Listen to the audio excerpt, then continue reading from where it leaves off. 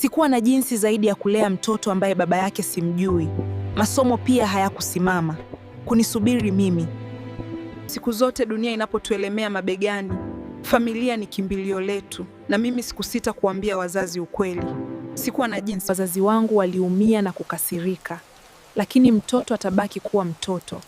Walihakikisha maisha yangu yanaenda. Wazazi walibeba mizigo yote ya mimba, kuanzia chakula, nguo, pesa za hospitali, kwa sababu mimi sikuwa na bao tena wala mwanaume. Janet ana mimba Kevo na amerudi kwangu. Sema Janet alizidi sana. Mimi nilikuwa nikimfumua. Mnasema mimi ni muhuni.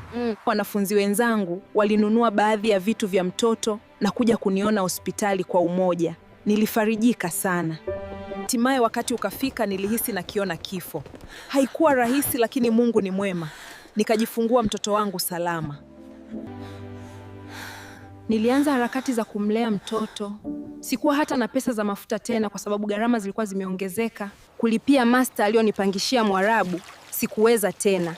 Nikahamia chumba cha bei rahisi huko Kimara. Ilikuwa ni kipindi kigumu sana kwangu, lakini sikuwa na jinsi. Hapo nimeanza kupauka. Hatimaye mtoto akafikisha miezi 6. Hapo nimepauka na ulezi wa mtoto. Sio rahisi. Ilibidi mwanangu Bryson nimpeleke kwa mama ili mimi niendelee na masomo. Niliona kama nimetua mzigo mzito. Hatimaye na mimi nikarudi sokoni tena.